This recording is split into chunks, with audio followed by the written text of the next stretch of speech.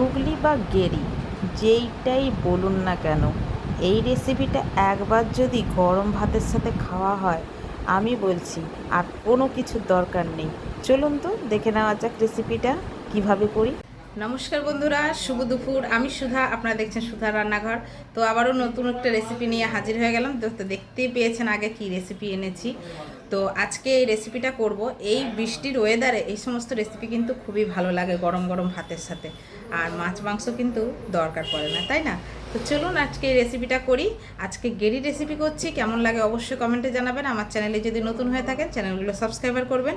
যারা ইউটিউব থেকে দেখছেন চ্যানেলটি সাবস্ক্রাইবার করবেন, যারা ফেসবুক থেকে দেখছেন পেজটিকে ফলো করে পাশে থাকবেন। চলুন আজকে কিসের রেসিপি নিয়ে এসেছি দেখো বন্ধুরা, গেরি।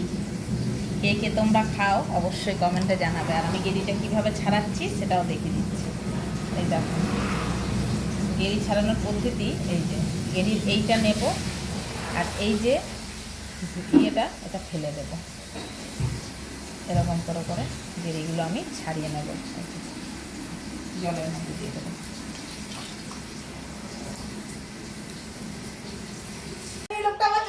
এই দেখো বন্ধুরা, আমি সব গেরিগুলো ছাড়িয়ে নিয়েছি। আমরা তো গেরি বলি, অনেকে গুগলি বলে।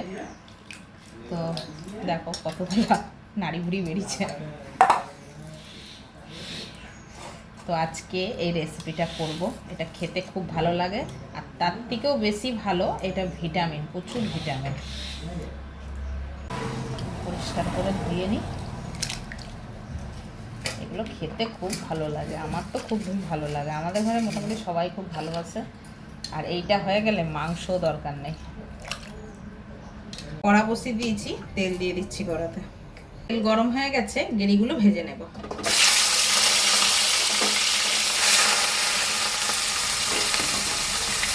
এর মধ্যে দিয়ে দেবো একটু হলুদ আর একটু লবণ দিয়ে দেবো।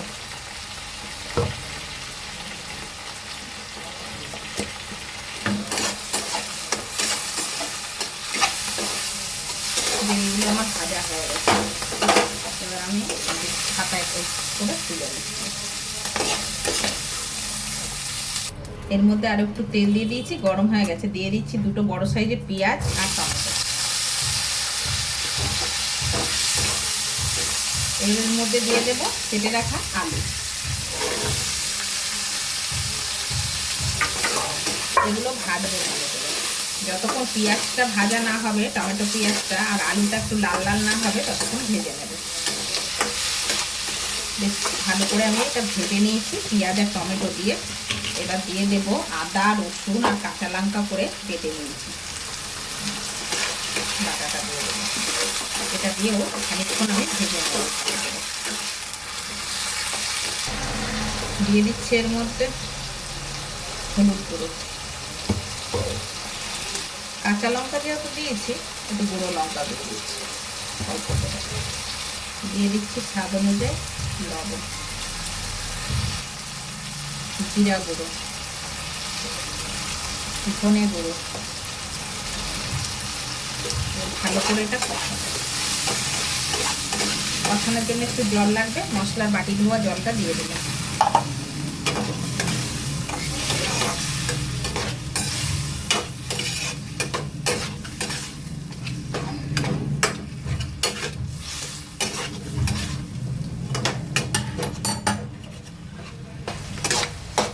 এবার এর মধ্যে দিয়ে দেবো টমেটোগুলো। ভালো করে হাত দিয়ে দিয়ে এরকম করে খুঁটি দিয়ে দিয়ে ম্যাশ করে দিলে পরে খেতে ভালো লাগবে। টমেটো দিয়ে স্বাদটা ঢুকে যাবে। এবার দিয়ে দেবো গেরিগুলো। ভালো করে এটা দিয়ে কষাবো।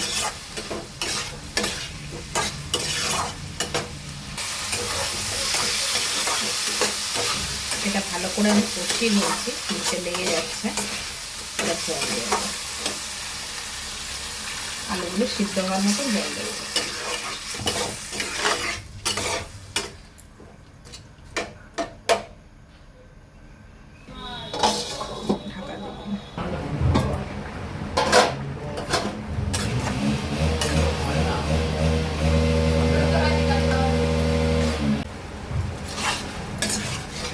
রেসিপি কিন্তু রেডি বন্ধুরা।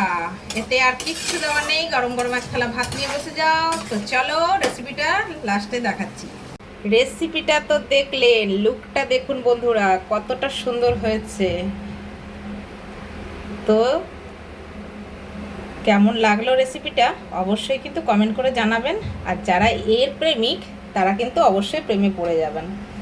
তো আজকের মতন বিদায় নিয়ে নিলাম বন্ধুরা, ভালো থাকবেন, সুস্থ থাকবেন, দেখা হচ্ছে আবারও পরের একটি ভিডিওর সাথে। Bye bye.